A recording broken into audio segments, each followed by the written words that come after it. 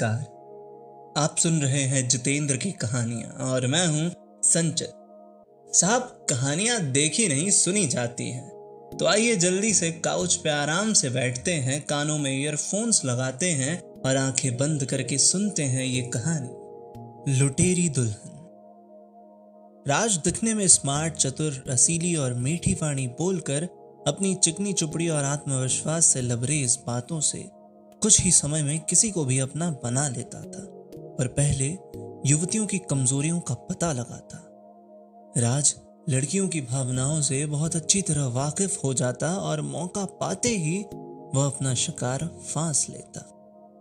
खूबसूरत लड़कियों को देखते ही उसकी आंखों में एक अलग ही चमक दिखाई देने लगती। राज कभी पकड़ा नहीं गया, उसकी वास्तविक पहचान बहुत कठिन थी। होशियार से होशियार लोग भी धोखा खा जाते थे।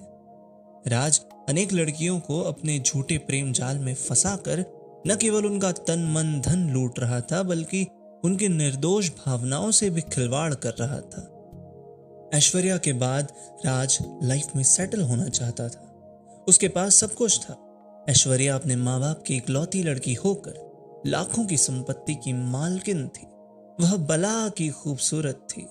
राज ने खुद को वहां रोकना मुनासिब समझा। ऐश्वर्या भी दिलोजान राज पर हार बैठी थी। राज भी टूटकर ऐश्वर्या को चाहने लगा था।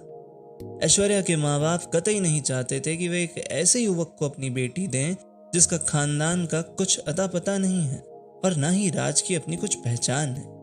लूट के पैसों से उसने एक रेस्टोरेंट शुरू किया था जहां ऐश्वर्या और राज एक दूसरे के करीब आए। ऐश्वर्या की जिद के आगे मिस्टर एंड मिसेस झुनझुनवाला के तेवर नर्म पड़ गए। वे राज को अपना दामाद बनाने के लिए सहमत हो गए। राज के पैर जमीन पर नहीं थे।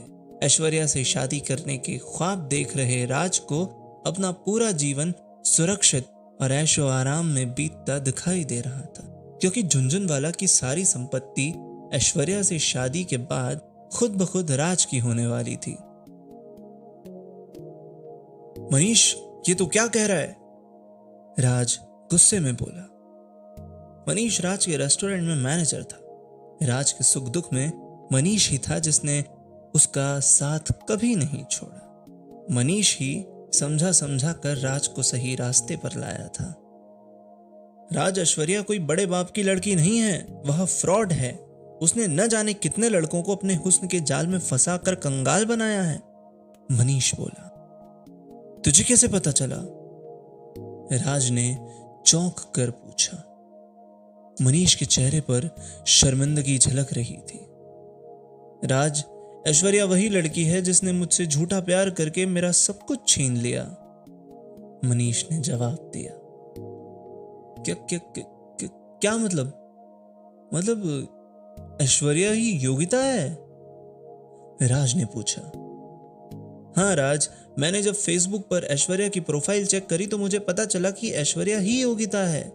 इससे पहले कि वो तुझे बर्बाद कर दे, चल उसे पुलिस के हवाले कर देते हैं, मनीष ने राज को समझाते हुए कहा। अब बहुत देर हो गई है दोस्त, मैंने कल ही अपना सब कुछ ऐश्वर्या के नाम कर दिया है और अब तक तो उसने ये रेस्टोरेंट बेच भी दिया होगा, राज बेबस होकर बोला। ओह माय गॉड, ये तूने क्या किया राज? पेपर साइन करने से पहले एक बार मुझसे पूछ तो लेता, मनीष ने चिंतित होकर कहा। सर बाहर कुछ लोग आए हैं, कहते हैं ये रेस्टोरेंट उन्होंने खरीद लिया है और हमें जल्दी से जल्दी इसे खाली करना होगा, वेटर चंदन ने कहा। राज एक मजा हुआ खिलाड़ी अपने ही खेल में हार गया था। आप सुन रहे थे जितेंद्र की कहानी। ये कहानी आपको कैसी लगी बताएं हमें कमेंट सेक्शन में। वीडियो को लाइक कीजिए, शेयर कीजिए और जितेंद्र की कहानियां मेरी यानी संचित की आवाज में सुनते रहने के लिए चैनल को सब्सक्राइब कीजिए। नमस्कार।